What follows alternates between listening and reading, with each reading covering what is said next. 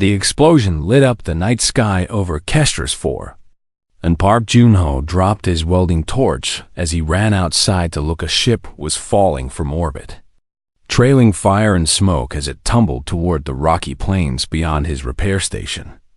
And he knew immediately that whoever was inside had maybe seconds to live. He grabbed his emergency kit and sprinted toward the crash site. Without hesitation, the station had been quiet for weeks now, ever since the border skirmishes forced his crew to evacuate.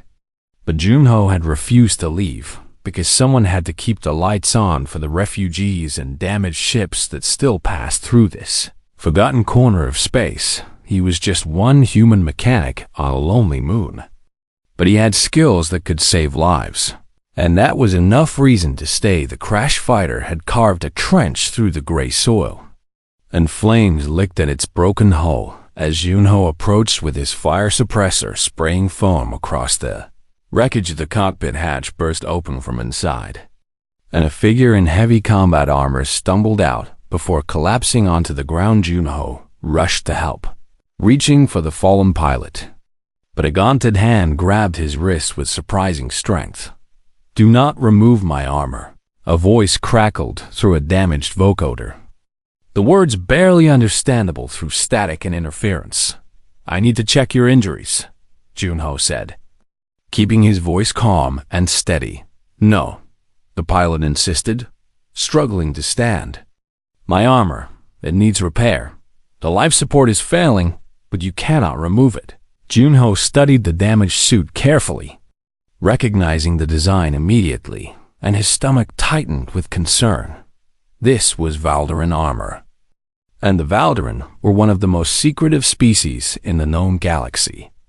A proud warrior culture that considered it deeply shameful to be seen outside their armor by other species. He had heard stories about Valdaran soldiers choosing death over exposing their true forms to outsiders. "Can you walk?" he asked. The pilot nodded weakly, and Junho supported their weight as they made the slow journey back to his repair station inside the workshop. He helped the Valdaran onto his largest work table and began scanning the armor with his diagnostic tools. And what he found made him worry even more. The suit had taken severe damage in whatever battle had preceded the crash, and multiple systems were failing or already dead. But the worst problem was the life support module buried deep in the chest plate. If he did not repair it within the next few hours, the pilot would suffocate inside their own armor. "I need to access the internal systems," Junho explained, showing the readings on his scanner.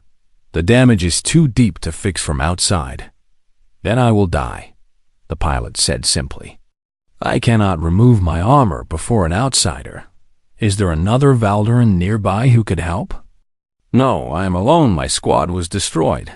Junho stood quietly for a moment, thinking hard about the problem, and then an idea came to him. "What if I do not look?" he asked. The pilot tilted their helmet toward him, and even through the opaque visor he could sense their confusion.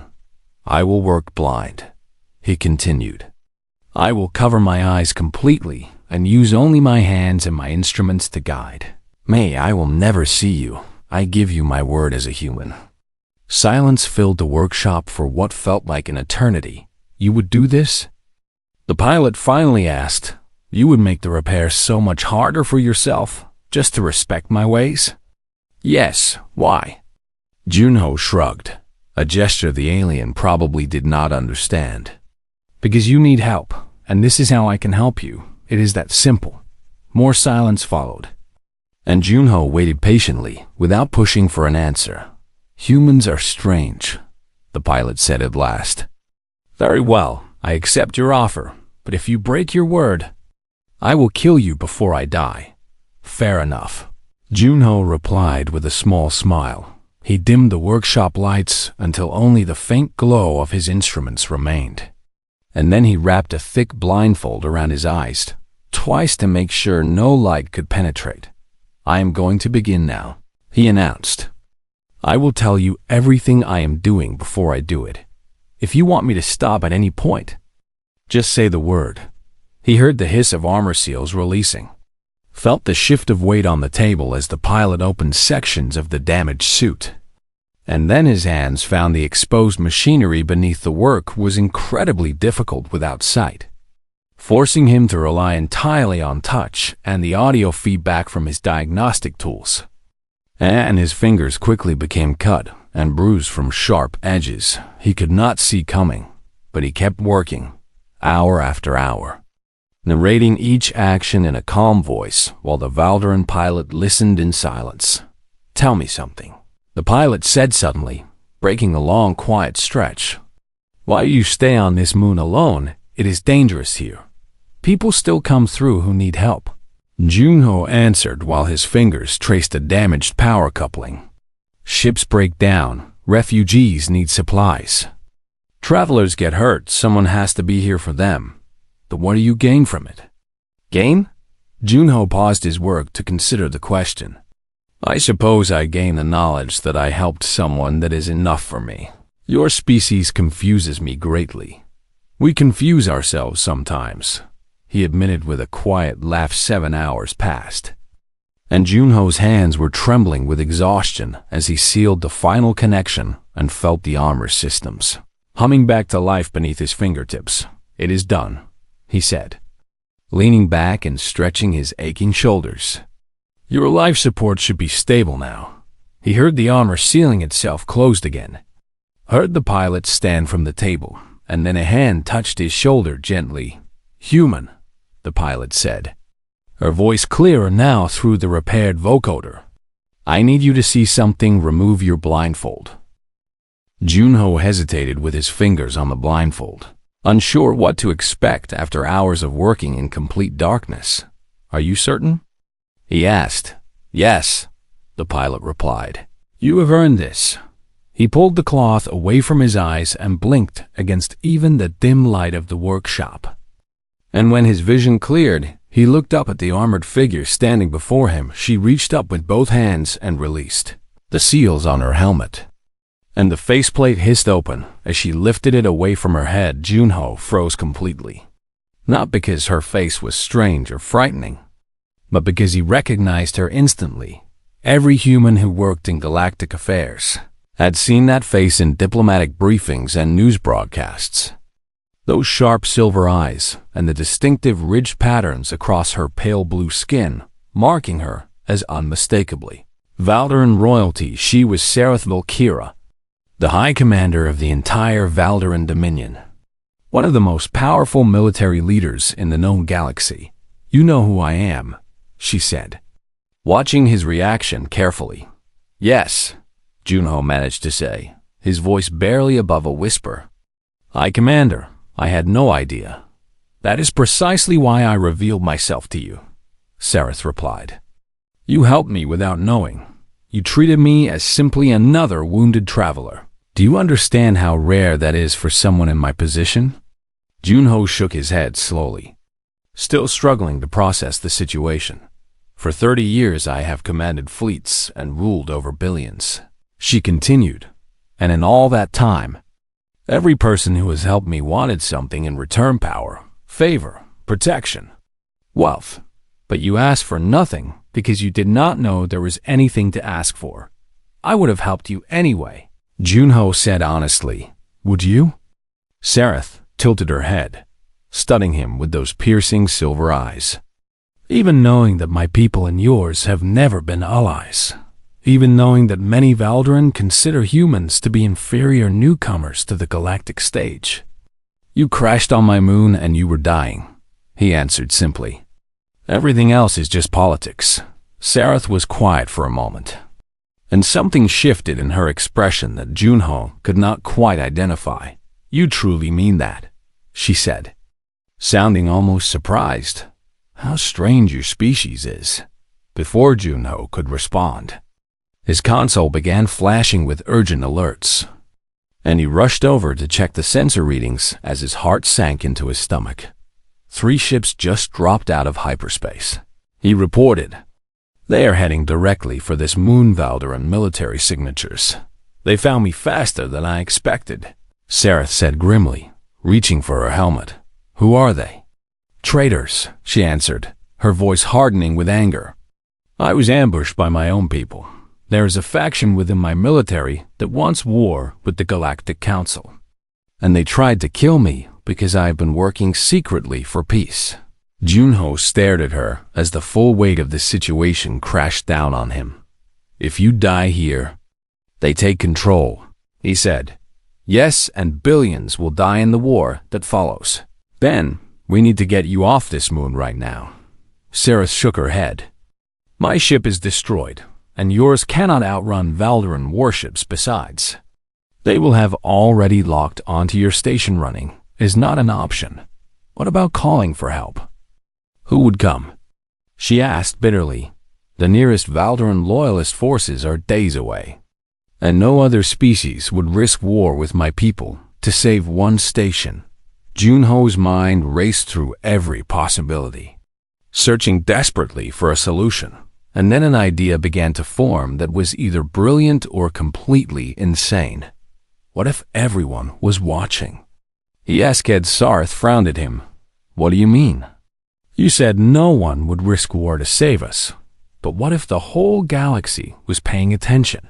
What if your traitors could not act without exposing themselves to everyone?"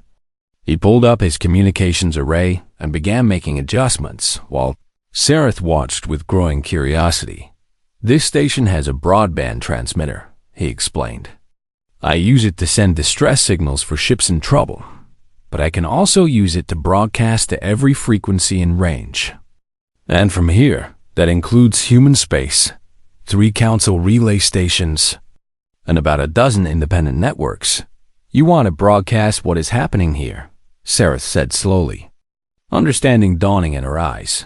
"I want to put you on camera telling the whole galaxy about the coup," Junho confirmed. "Your traitors might be willing to kill you in secret, but would they do it while the entire galactic community watches?" Sareth considered the plan carefully, and Junho could see the military strategist in her calculating risks and possibilities. "It could work," she admitted, "but it would also put you in terrible danger if the transmission does not stop them. They will certainly kill you for helping me. They will probably kill me anyway," Junho pointed out. "At least this way, it means something. Why would you risk your life for galactic politics that do not concern your species?" "Because peace concerns everyone," he answered. "And because you trusted me with your face. The least I can do is trust you with my life." Sarah stared at him for a long moment, and when she spoke again, her voice was softer than before. "I was wrong about humans," she said. "I thought your kindness was weakness, but I am beginning to see it as something else entirely." The console chimed again with an incoming transmission, and a harsh voice filled the workshop demanding surrender of the fugitive. Traitor Junho looked at Sareth, and she looked back at him. And in that moment they understood each other perfectly. "Ready?" he asked, his finger hovering over the broadcast controls. She put her helmet back on and straightened her damaged armor. Standing tall, despite her injuries, like the commander, she was ready. She confirmed Junho, opened every channel his transmitter could reach, and began speaking to the galaxy. "My name is Park Junho, and I am a human mechanic operating a repair station on Kestris 4. He spoke clearly into the transmitter while the broadcast light glowed red. "A few hours ago, a ship crashed near my station, and I helped the pilot. I did not know who she was until just now. And what I have learned changes everything." He stepped aside and gestured for Sareth to take his place, and she moved in front of the camera with the bearing of someone who had addressed billions before. "I am High Commander Sareth Valkyra of the Valderan Dominion," she announced, her voice carrying the full weight of her authority. "And I'm speaking to all who can hear this transmission, my own people, the Galactic Council, and every species that values peace over war." The communication console crackled with furious demands to cease the broadcast. But Junho had already locked out external override commands. "Several hours ago, I was attacked by ships under the command of Admiral Korath and his allies," Sareth continued. "They attempted to assassinate me, because I have been working in secret to establish peaceful relations with the Galactic Council. They want war because war brings them power. And they knew I would never allow it. She named every conspirator she knew, listed their ships and their positions, and described in detail how the coup had been planned and executed. The ships approaching this station now are here to silence me forever, she said. And they will kill the human who saved my life simply because he witnessed the truth. This is who Admiral Korath and his followers really are, murderers and traitors, who would sacrifice peace for their own ambition. The transmission went out across space at the speed of light, reaching human colonies and council stations and news networks and countless private receivers. And Junho watched his console light up with confirmations that the signal was being received and retransmitted across the sector within minutes. The whole region of space would know what was happening on this tiny moon. Incoming transmission from the lead warship. Junho reported, "Put it through." A face appeared on the screen. A Valdaran male with cold eyes and ceremonial scars, marking his rank as admiral. And Junho recognized him from the intelligence briefings as Korath himself, High Commander. Korath spoke the title like an insult. "Your lies will not save you. The Dominion Council has already declared you a traitor, and I have full authority to execute you. Then why are you talking instead of shooting?" Sareth asked calmly. Korath's jaw tightened with barely controlled anger. "Surrender now, and I will grant the human a quick death. Resist, and I will make sure he suffers. You just threatened to torture a civilian on an open broadcast being watched by half the galaxy." Sareth pointed out, "Is that the image you want for your new government?" For the first time, Korath seemed to realize the trap he had walked into, and his eyes darted to something off-screen as one of his officers likely informed him about the scope of the transmission. "Cut their signal." He ordered someone outside the frame. "I already tried." Junho called out cheerfully, "But it seems my transmitter has a very stubborn power supply that just will not quit. Must be human engineering." Korath's face twisted with rage. "You think witnesses will save you? No one in this galaxy will risk war with the Valdaran Dominion to protect one human and one fallen commander. You might be surprised." A new voice cut into the channel. Junho's console registered another ship entering the system, and his heart leaped when he saw the identification codes marking it as human. "This is Captain Yoon Min-ji of the patrol frigate Soul's Pride." The voice continued. "We received the distress broadcast, and we are responding. The repair station on Kestris 4 is now under the protection of the United Human Coalition." Junho stared at his sensors in disbelief as the small frigate dropped out of hyperspace and took up position between the station and the three massive Valdaran warships, one frigate against three battlecruisers. Korath laughed. "Is this a joke?" "No joke, Admiral," Captain Yoon replied, her voice steady as stone. "Just humans doing what humans do. And what is that? Standing up for people who need help." More signals appeared on the sensor display as other ships began changing course toward Kestris 4. And Junho read their identifications aloud with growing wonder. Mining vessel Guanju Star adjusting heading freighter. Lucky Dragon responding to broadcast passenger liner. Morning Calm requesting permission to observe. They were civilian ships mostly. Armed transports and work vessels with no business approaching a military standoff. But they came anyway because they had heard the broadcast and they wanted to bear witness. "This is Observer Station 7 of the Galactic Council." Another transmission cut in. "We are monitoring the situation and recording all events for the FOV's official record. Any hostile action will be documented and reported to the full Council Assembly." Korath's face had gone pale as he watched his carefully planned assassination transform into a galactic incident with dozens of witnesses and an official council observer. "You cannot hide anymore," Sareth told him. "Whatever you do next, the whole galaxy will see it. This changes nothing." Karth insisted, but his voice had lost its confidence. "You are still a traitor and I still have my orders." "Then carry them out," Sareth challenged. "Fire on this station in front of everyone. Show the galaxy exactly what kind of leadership you offer the Valderan people." Silence stretched across the communication channel as Korath struggled with a choice that had no good options behind him. Junho could see movement on the warship bridge. Officers exchanging uncertain glances and whispered conversations.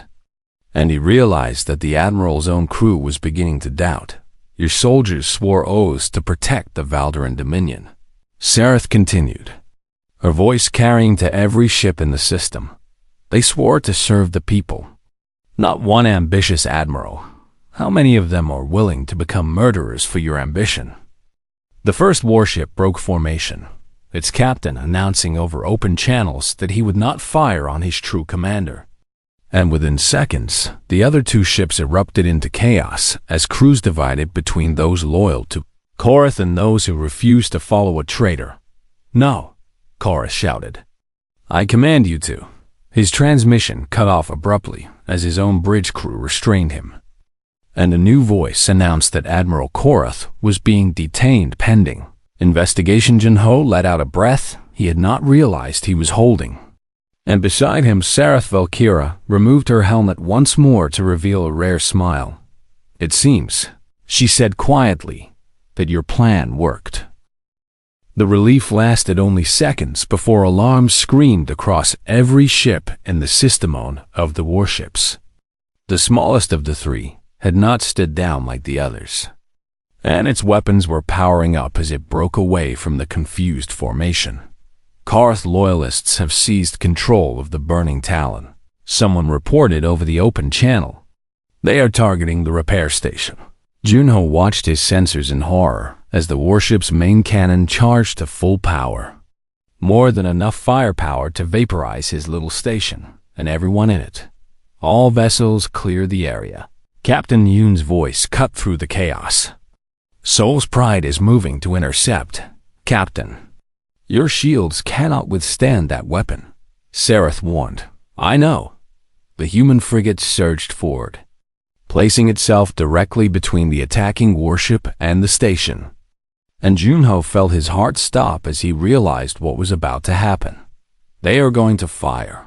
He breathed. The Burning Talon's main cannon discharged with a flash of terrible blue light. And the Soul's Pride took the full force of the blast meant for the station. The frigate's shields collapsed instantly, and the hull tore open in 3 places, venting atmosphere and debris into the void. And the ship tumbled away from the impact, trailing fire and sparks, but it did not explode. And as Junho stared at his sensors, he saw life signs still registering aboard the crippled vessel. "Soul's Pride to all vessels." Captain Yoon's voice came through, strained with pain but still steady. "Hull breach on multiple decks, but reactor is stable. We are still here. Hold position." "Captain," another voice joined the channel. "Reinforcements arriving." 3 more ships dropped out of hyperspace. Valderan vessels with markings that Sareth recognized immediately as loyalist forces that have been racing to reach her. Since the broadcast began, "This is Commander Veth of the Dominion flagship Eternal Vigil," the voice announced. "All ships loyal to High Commander Valkyra form on my position. The traitors aboard the Burning Talon will surrender or be destroyed, faced with overwhelming force and no hope of escape." The mutineers aboard the Burning Talon finally stood down. And within minutes, the crisis was over. Junho slumped against his console, exhaustion and fading adrenaline making his legs weak. And he felt Saroth's hand on his shoulder steadying him. "It is done," she said quietly. "The Soul's Pride," he managed. "We have to help them. Commander Veth is already dispatching rescue shuttles. Your people will be cared for. I promise you." The next hours passed in a blur of activity as rescue operations commenced and the damaged ships were stabilized and loyalist forces secured the system. Against any remaining threats, Captain Yoon was brought to the station for emergency medical treatment while her ship was towed to safety, and Junho worked alongside Saroth's medical officers to save her life. She had taken shrapnel to her side when the bridge depressurized, but she had kept issuing orders until her crew was safe, refusing to let anyone treat her until she knew her ship was secure. Stubborn woman, the Valderan doctor muttered as she worked. She is human, Saroth observed. Apparently stubbornness is a species trait. When Captain Yoon finally opened her eyes, the first thing she saw was the High Commander of the Valderan Dominion standing over her with what might have been respect in those silver eyes. Captain Yoon Min-ji, Saroth said formally. You risked your life and your ship to protect someone you had never met. Why? Yoon smiled weakly through the pain. Heard the broadcast sounded like good people in trouble could not just fly past. Your frigate against 3 warships, Saroth pressed. You must have known you could not win. Winning was not the point, Yoon replied. Buying time was, and I figured if I could hold them off long enough, something might change. You bet your life on something might change? Bet my life on people being better than they seem, Yoon corrected. Usually works out humans are optimists like that. Saroth turned to Junho with an expression he could not quite read. First you repair my armor without looking, she said. And now your captain sacrifices her ship to protect a stranger. I have commanded armies for 3 decades, and I have never seen anything like this. I think, Junho said slowly. That might be why some species find us confusing. Confusing, Saroth repeated, testing the word. Yes, that is one way to describe it. Another way might be inspiring. She walked to the window and looked out at the gathered fleet. Valderan and human ships floating side by side in the darkness. I spent years trying to convince my people that peace with other species was possible, she continued. I presented logical arguments about trade benefits and mutual defense and economic cooperation, but none of that moved them as much as what has happened here today. What do you mean? A human mechanic who helps without asking anything in return, Saroth said. A human captain who throws her ship into a killing blow to protect aliens she has never met. These are not logical actions. They do not make sense by any calculation of cost and benefit. She turned back to face him, and yet they are more persuasive than any argument I have ever made. Junho felt uncomfortable under her intense gaze. We just did what anyone would do. No, Saroth said firmly. That is exactly wrong. Most species would not do what you have done. Most species calculate advantage and minimize risk and protect themselves above all others. What you call doing what anyone would do is actually something rare and precious and maybe even a little bit insane. She stepped closer and extended her hand in the human gesture of respect that she must have learned specifically for this moment. Thank you, Park Junho, she said, for your kindness to a stranger who did not deserve it, for your courage when any sensible person would have surrendered, and for showing me what humans are truly made of. He took her hand and shook it, feeling the strength in her grip even through her armor. You are welcome. I, Commander. Saroth, she corrected. After everything we have been through, I think you have earned the right to use my name. 3 months had passed since the incident at Kestris 4, and the galaxy had not stopped talking about what happened there. News networks across 100 worlds had broadcast the footage of a lone human frigate throwing itself in front of a killing blow, of a mechanic who fixed armor without looking, of a high commander who stood against her own people for the sake of peace. The story had spread far beyond anything Junho could have imagined, turning a forgotten repair station into one of the most famous locations in known space. He still worked there, because the work still needed doing. But now he had helped a young Valderan named Tarek had arrived 2 weeks after the crisis, carrying a letter of introduction from Saroth herself. explaining that she had chosen him to learn from the human who had changed her understanding of the galaxy. I still do not understand why she sent me here, Tarek admitted one evening as they shared a meal after a long day of repairs. What did she tell you when she gave you this assignment? Junho asked. She said that some lessons cannot be taught in academies or military schools. She said, I needed to learn something that could only be found by watching humans work. And what do you think that something is? Tarek considered the question carefully, his silver eyes reflecting the station lights.